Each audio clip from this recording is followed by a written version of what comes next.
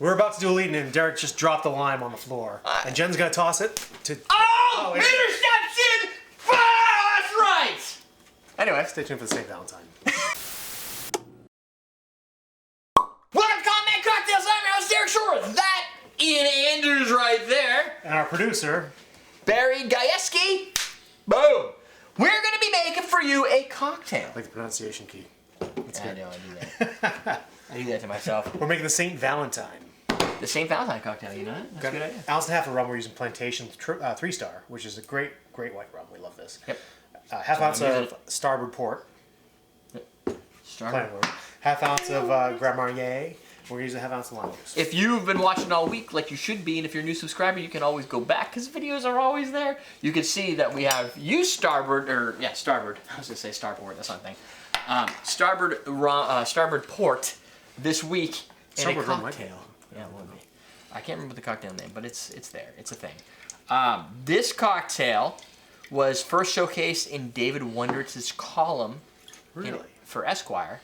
I found it on a website called portcocktails.com, so you can go there if you like port cocktails. Good place to start. It's a nice blog. It has very nice, rich, colored pictures and everything, and all the recipes on the side, with even some places like this and where they got them from. I actually searched for this cocktail, not this name. I searched for port cocktails on purpose because we needed port in the beginning of the week. I just opened a bottle of port. Port is a fortified wine. It's a sweet wine, so it's going to have an expiration. And higher alcohol content, 20% alcohol for this one. Yeah, so it's going to last a while. I'll put it in the refrigerator. Honestly, for me, we're looking at about a year. You know, I just realized I didn't mention the portions when I was mentioning the ingredients. So you can find the portions down there. All right, so it's an ounce and a half of white rum, a half ounce of ruby port, half ounce of orange curacao or Grand Marnier. We're using Grand Marnier for this drink. Grand Marnier. Half ounce of lime juice. So that would be the cookies. It's like your Grand Marnier is almost done. It is pretty much almost kicked. We almost kicked it. But unfortunately, it's not one of those bottles you get rid of and then you just get something new. It's like, it's a Grand Marnier. Yeah. So that port's probably about $30. Port will probably last you a while. It's not necessary. It's a little longer than sweet vermouth. It's got more alcohol, but you're still, if you're a big port drinker, it's probably not a big deal because you drink it quickly. 3 months, 6 months. I usually leave it in the refrigerator under normal chilled cellar temperatures. So, when I think about like things that expire, like ports and stuff, I usually don't just buy it to try a drink. I buy it if I already know I like a drink with it, and I know I'm going to drink it. Yeah. Or I know I'm going to share it with people. You know what I mean? So, if this is a good drink, then maybe you buy a bottle of port for this and you share it with people. Well, the first drink with port was really good. I wrote it down. Really nice. It's called Port of Call, actually. Port of Call, yeah. It was a good drink. You should look it up. Google. Actually, maybe you can batch that for next Saturday, Ian. Yeah, maybe I could, yeah. Because we have a port bottle right there. The port bottle right Well, perfect. there. See that? You got to find a reason to use your port, or you leave it for a long time. Oh, I cool like color, too. I like the split you did there. Yeah, I like the snake fangs there. The snake fangs. Snake bite. Snake bite. I'm just gonna say the words you say over and over again. Yeah? Yeah. that was too easy. So We didn't even use that lemon. Lime. it's a lime, but that's cool. Hey, you do the same thing, buddy. Yeah, I do it all the time. You do. You introduced the last video and said lime, and there was a lemon in it. Whatever. It's like it happens. Don't talk to me. Remove that cutting board, Ian. Get your cutting board out of the way. Second there, Jen. You're too slow. Jesus freaking Christ, girl. This. Grab my ass, why don't you? All right, you gotta tell me where the quote comes from. No, where it's a main quote. No way. I was just trying to make it up in a main voice, guys. Really? Damn it. Oh. Wow, that's. Well, now you have a quote that you can only get from the episode. Whenever I try to explain Maine humor to people, I tell this one joke. Okay, tell it. And it's not really a joke. It's something that actually happened. So you know my buddy Dr. Plummer there? Yeah. His dad's kind of Maine. His mom's kind of hippie-ish Maine. They're like really cool people. That And they're walking down the street by their house. It's a rural road, but it goes forever. And they're walking down the road, and this car with Massachusetts plates comes screaming down the road, sees him walking, slams on the brakes. Cloud of dust comes up behind him. Unroll the window. They ask his dad, "Is this the road to Millinocket?" He looks at him and says, "Yeah." And they take off. But they're going the wrong way on it, asshole. That's Maine humor to me. If that makes any sense. I've heard that before. Yeah, probably for me. Yeah. I've told that story multiple times. it makes a joke out of it. It really happened though. Rummy. That's good. I want to tell you what I think it kind of tastes like There's something on the tip of my tongue. a child version of something, like an ancestor. No, an ancestor would be the other way. Descendant? A descendant. Wait. Starts with a D. Are you gonna say daiquiri? Yeah. No? Yes, Look. but the port gives it something different. The Exactly. marnier gives it something different. Oh yeah, but it's lime, rum, and what's the last ingredient? Sugar, right? So, port's got sweet. Marnier's got sweet. Plantation's got sweet. Like I think like 40 grams of sugar, 45 grams of sugar in that bowl, something like that. A lot of It sugar. doesn't, to me, have the same citrusy bite. It kind of finishes off a little bit weak. Yeah, but it does have that like the limey citrus to It it. has a little bit, but it doesn't have the It same. doesn't have a bite. And it doesn't have the same. smells like awesome. I don't get the same. It's not a sour. Yeah. No, I don't. Yeah, I don't get the same sour taste. does have some sour acidity. cocktail taste to it. It's got acidity. I got like an eyelash in my eye. I apologize. It's reminding me of something else. Oh, Not yeah. a daiquiri, but I see where you're going daiquiri because it's So now I'm gonna have to hit you with this because you were supposed to. say instead of yes. sweet, it's got port and Grand Marnier. So, Which could I'm trying to think of what you might think it could be.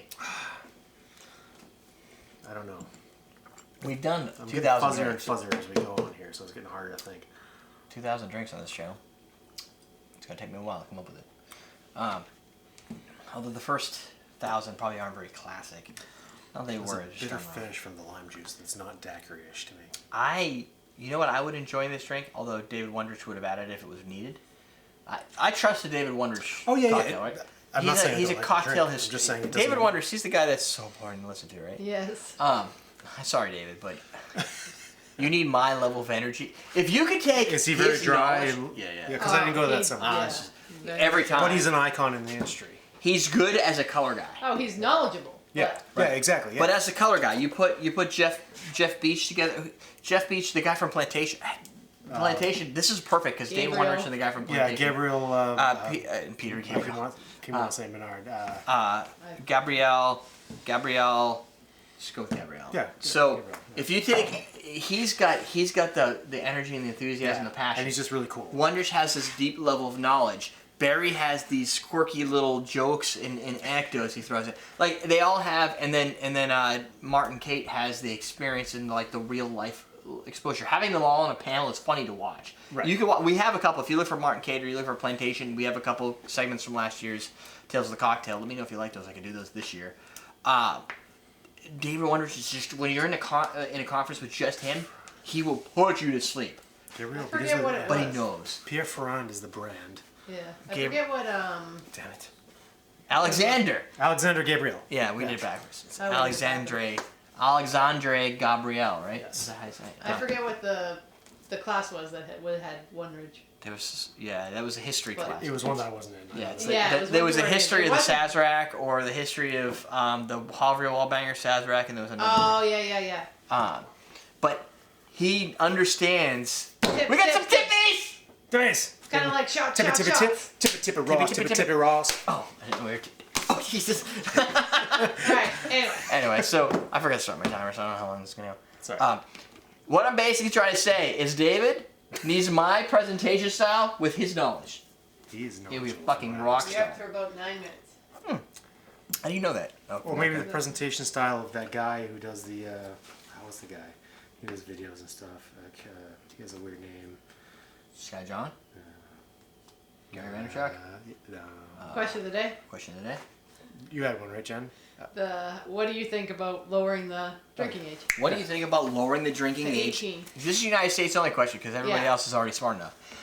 What do you think of lowering the drinking age to Because 18? there was something in the news. New Hampshire is pushing. I think 603 was thinking about it it. was something to do with lowering the drinking age, but with responsible adults around, or I don't know. I'm there was okay with that. I'm okay with something about that. No, I don't even. I know what that kind of means. It's sort of like in New Hampshire when you turn 15 and a half to Throw up a 16. 603 gang sign. I don't know how it works. You work on that. When you turn 15 to 16, you can drive, but you have to have a parent in the car, right? No? You have to have a parent in the car. around Right, that age. 15 and a half. 15 and a half, you can Yeah. drive with a parent. 603. Sure. Right there. If Yeah. that makes you stop. It So, if you have a parent in the car, you can drive at 15 and a half. If you know what, all I want to be able to do is to say, you know what, I think it should be 16 at this age, but if you're at home and you're making drinks, you should be able to introduce your children to alcohol before they go to college. Because when they go to college, they become a mess. Or, because we had you had a roommate that was like that. Yeah. His parents were like, do not touch alcohol, alcohol's bad, so he went to college, he went, give me alcohol. Right. And John, I believe he didn't make it. No, John was the worst. talking about John. John was a violation. Yeah. No, he would have, I think. Oh, he had a roommate. He had a roommate, sorry. oh, yeah, that's right. I think Matt would have failed You both had a regardless of roommate, alcohol actually. or video games. Yeah. I think he still would have made it. Any distraction would have been fine. Yeah. John was drinking all over the place. I mean, he still managed to make it through college, He but did, he 'cause was John- just... But he had. John's not a he stupid was, guy. I mean, yeah, he had brilliance he had on enough his side. discipline to... Right. He could pass and still party way too much. Some people can't pull that off. That's a dynamic. His freshman year? Yeah. Yeah, he would drink all the time. Well, it was actually his sophomore year, sophomore because his year. freshman year he went wasn't to at a our local school. college. Oh, okay. So his sophomore he year roomed he with you went- guys the first year I met him.